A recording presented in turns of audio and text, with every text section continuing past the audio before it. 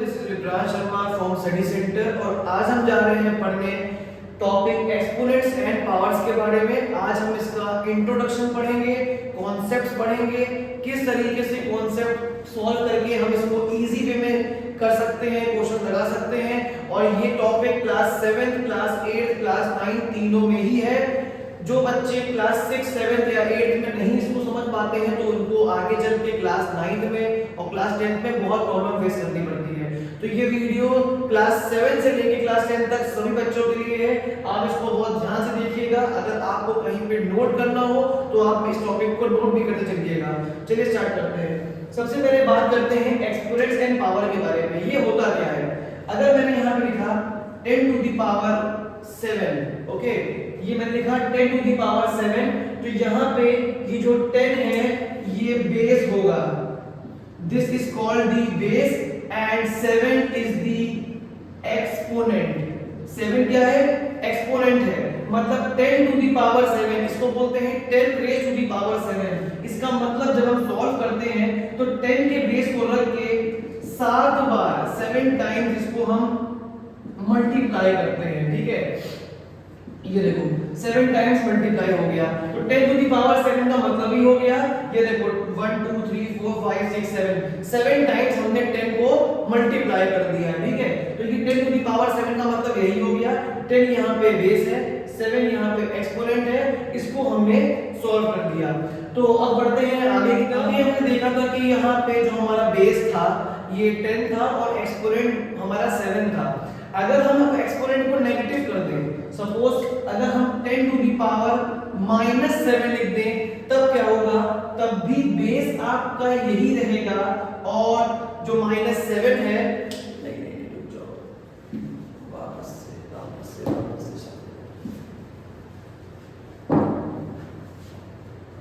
तो अभी हमने जो क्वेश्चन देखा उसके अकॉर्डिंग 10 टू द पावर 7 में 10 हमारा बेस था और 7 हमारा एक्सपोनेंट था। एक्सपोनेंट हमारा पॉजिटिव था, इसलिए हमने 10 को 7 टाइम्स मल्टीप्लाई कर दिया। अब अगर क्वेश्चन कुछ इस तरीके से आ जाए 10 रेज़ टू द पावर -7, मतलब यहाँ पे ये नेगेटिव दिया हुआ है तो इसको हम पॉजिटिव में पहले कन्वर्ट करेंगे, उसके बाद क्योंकि ये हमारा बेस है, ये हमारा एक्सपोनेंट है, तो हमें एक्सपोनेंट को पॉजिटिव बनाना है। इसको पॉजिटिव बनाने के लिए सबसे बेस्ट तरीका होता है आप इसको 1/10 टू द पावर 7 लिख दो। मतलब ये जो पावर -7 है, जब हमने इसका रेसिप्रोकल कर दिया बेस का, तब ये पावर पॉजिटिव आ गई। तो ये कुछ आपका इस तरीके से बन जाएगा। ये देखो बहुत इजी कॉन्सेप्ट, बच्चे समझते नहीं है इसको, पेपर में दर्ज करके आते हैं। ठीक है, चलो ये हो गया, ये इसका आंसर आ गया। आपको ये पूरा करना नहीं है, समझाने के लिए खाली मैंने ये कर दिया है। सो अब हम बात करेंगे लॉज ऑफ एक्सपोनेंट्स के बारे में। किन-किन लॉज की हेल्प से आप एक्सपोनेंट को सॉल्व कर सकते हो और ये लॉज आपके हर जगह एप्लीकेबल होंगे। आप किसी भी कॉम्पिटिटिव एग्जाम में बैठे हुए हो, आप कोई भी क्लास में हो, आप 10th में हो, आप 12th में हो, ये लॉज आपको वहां पे सॉल्व करने ही करने पड़ेंगे, तभी आपका आंसर आएगा। तो सबसे पहले बात करते हैं हम लॉ ऑफ मल्टीप्लिकेशन के बारे में। जैसे a to the power m into a to the power n लिखा हुआ है। यहाँ पे आप ध्यान दीजिए, दोनों का बेस सेम है। अगर दो नंबर्स मल्टीप्लिकेशन में है और उनका बेस सेम है तो जो उनकी पावर होगी, जो उनके एक्सपोनेंट्स होंगे, वो ऐड अप हो जाएंगे। मतलब ये हो जाएगा a to the power m plus n। Simple. यहाँ पे ध्यान देना, बेस जो है वो सेम होना चाहिए, बेस अलग अलग नहीं हो सकता। इसका मैं एक एग्जांपल लेके चलता हूँ। इसका एक एग्जांपल क्या हो जाएगा? इसका एग्जांपल है आपका, अगर मैंने बात करी आपसे 10 to the power 2 into 10 to the power 7 के बारे में, ओके, तो जब मैं इसको सॉल्व करूंगा तो बेस सेम है, मेरी पावर्स ऐड अप हो जाएंगी। तो ये 10 टू द पावर कितना हो गया? 9 हो गया। ये देखो 7 + 2 हो गया 9। Okay, simple. एक और एग्जांपल ले लेते हैं दूसरा। अगर 10 टू द पावर 2 लिखा हुआ है एंड 10 टू द पावर -7 लिखा हुआ है, ओके, यहाँ पे नेगेटिव एक्सपोनेंट आ गया है, उससे कोई फर्क नहीं पड़ता। आप इसको 10 टू द पावर 2 प्लस -7 लिख दोगे, ये बन जाएगा 10 to the power 2 -7, 10 to the power -5। और इसको कभी भी आप, क्योंकि 2 माइनस 7 प्लस माइनस माइनस और साइन बड़े वाले का लगता है, जो भी बड़ा नंबर होता है उसके पहले जो साइन है वही लगता है। तो ये आ गया 10 की पावर -5। इसको कभी ऐसे मत छोड़ना, नंबर हो सकता है कट जाए, तो इसको आप हमेशा 1/10 टू द पावर 5 लिख के छोड़ देना, यही आपका आंसर आ जाएगा। ओके, चलो बढ़ते हैं नेक्स्ट। तो अब हम आते हैं सेकंड लॉ की तरफ। सेकंड लॉ क्या स्टेट करता है वो देख लीजिए आप। सेकंड लॉ स्टेट करता है a to the power m divide by a to the power n। Okay, तो ये क्या होगा, अगर a की पावर m दिया हुआ है, बेस सेम है और ये डिवीजन में है, तो आप इसको कुछ इस तरीके से लिखोगे, ये आपका हो जाएगा a to the power m divide by a to the power n is equals to a to the power m minus n। दोबारा से एक चीज बोलूंगा, बेस का ध्यान रखना, बेस सेम होना चाहिए। तो ये a to the power m minus n बन गया। बाय चांस अगर यहाँ पे कोई नेगेटिव नंबर होता, ठीक है, तो भी मैं आपको बताऊंगा अभी एग्जांपल के तौर पे कि किस तरीके से सॉल्व करते हैं। ये अगर m अपॉन n दिया हुआ है, बेस सेम है, डिवाइड में है, तो ये आपका m माइनस n हो जाएगा। इसका एग्जांपल देख लेते हैं। 10 raise to the power 10 divide by 10 raise to the power 7। Suppose ये लिखा हुआ है 10 रेज़ टू द पावर 10 है और 10 रेज़ टू द पावर 7 है, तो ये आपका 10 raise to the power 10 minus 7 बन जाएगा। तो ये हो जाएगा 10 raise to the power 3। Okay, simple. 10 raise to the power 10 था, माइनस 7 कर दिया, यहाँ पे नीचे 7 था, इसको ऊपर ले गए, पावर से सब्ट्रैक्ट करा दिया, तो 10 की पावर 3 बचा। अब इसके बाद अगर यही नंबर नेगेटिव होता तब हम क्या करते हैं? अगर यही नंबर नेगेटिव होता, मैं दूसरा एग्जांपल लेके चल रहा हूं, मैं यहां पे कर दे रहा हूं दूसरा एग्जांपल। देखो, अगर ये होता 10 raise to the power 10 divide by 10 raise to the power -7, ठीक, यहां -7 होता, तो हम इसको सॉल्व करते कुछ इस तरीके से। ये होता है 10 raise to the power 10 minus, नीचे -7 है, ये माइनस हो गया, 10 raise to the power 10 plus 7 minus minus plus, तो ये हो गया 10 raise to the power 17। Simple, एकदम इजी वे में समझना, इसको नोट करते चलना, कोई भी क्वेश्चन गलत आएगा ही नहीं। जितने भी आंसर तुम लोग सॉल्व करोगे, जितने भी सॉल्यूशंस करोगे, सबके आंसर परफेक्टली सॉल्व होंगे। बस जो जो रूल बता रहा हूं उसको समझते जाओ, ठीक। चलो बढ़ते हैं, थर्ड आते हैं हम थर्ड लॉ की तरफ। थर्ड लॉ में क्या होता है वो बहुत ध्यान से देखना। इस केस में जो आपकी पावर्स हैं वो सेम रहेंगी, लेकिन बेस डिफरेंस होगा, ठीक है। पावर सेम रहेगी, बेस डिफरेंस होगा। अभी तक जो हमने देखा उसमें बेस सेम था, पावर्स डिफरेंट थी, ठीक है। यहाँ पे पावर सेम होगी। Suppose a to the power m into b to the power m। अब देखो यहाँ पे क्या हुआ, ये a है ये b है, पावर m है दोनों की, लेकिन जो ये तुम्हारा बेस है वो अलग है। तो इस केस में क्या होता है, हम बेस को आपस में मल्टीप्लाई करते हैं और पावर को इस तरीके से लिख देते हैं। इसको भी समझते हैं एग्जांपल से। एग्जांपल से बहुत इजी हो जाता है समझने के लिए। जैसे मैंने बोला -4 की पावर -3 इनटू -5 की पावर -3। देखो मैंने नेगेटिव टर्म दिया है ताकि तुम लोगों को थोड़ा सा और ज्यादा समझा पाऊं मैं यहाँ पे, ठीक है।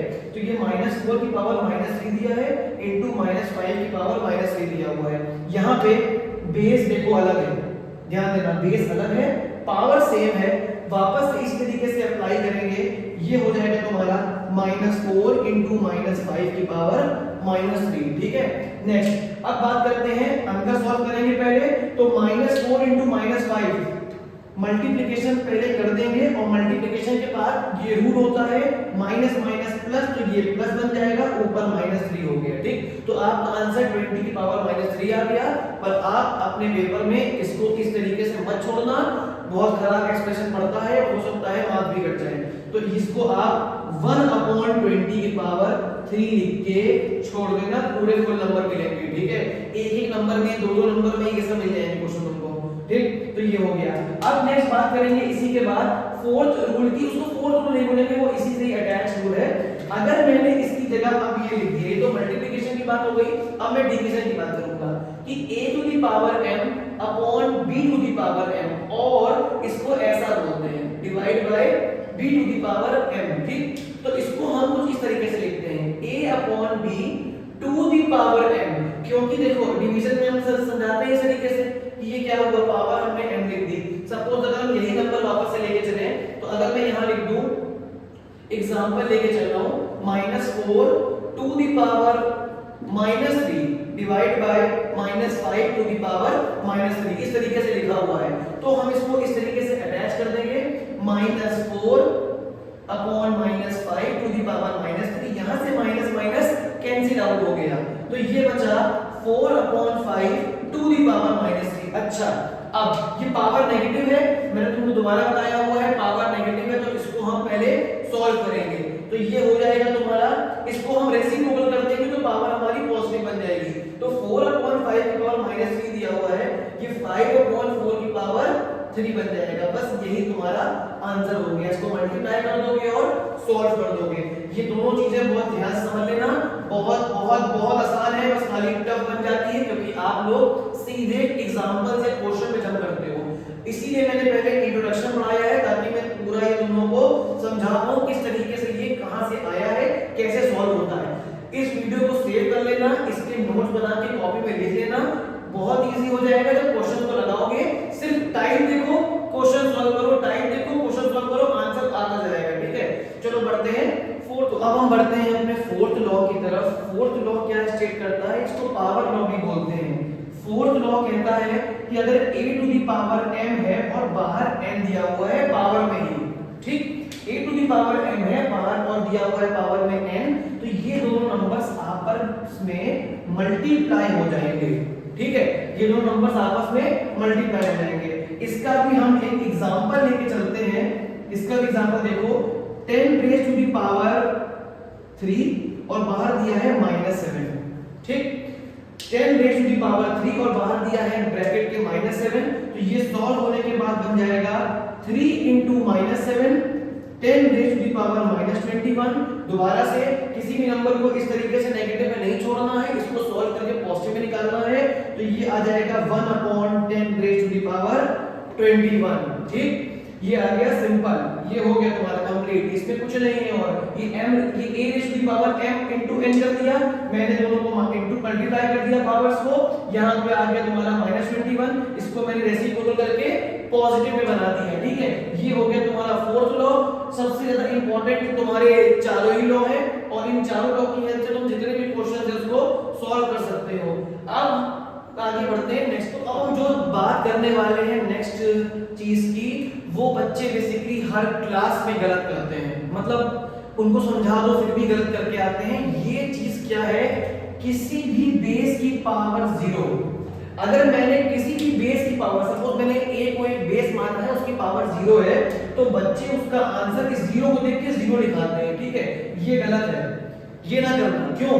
क्योंकि किसी भी एक्सपोनेंट के लॉ के अकॉर्डिंग किसी भी कोई भी बेस दिया है, 1 दिया है, 2 दिया है, 7 दिया है, 20 दिया है, कुछ भी दिया हुआ है, उसकी पावर अगर 0 है तो उसका आंसर 1 आता है। ठीक है, इसको मैं एक एग्जांपल से सॉल्व करता हूं। जैसे यहां पे लिखा हुआ है 10 raise to the power -7 into 10 raise to the power 0, suppose ये गिवन है। ठीक, तो बच्चे क्या करते हैं, वो इस 0 को देख के कुछ इस तरीके से सॉल्व करते हैं इसको, तो ये हो जाएगा गलत, ये हो जाएगा बिल्कुल गलत। क्यों?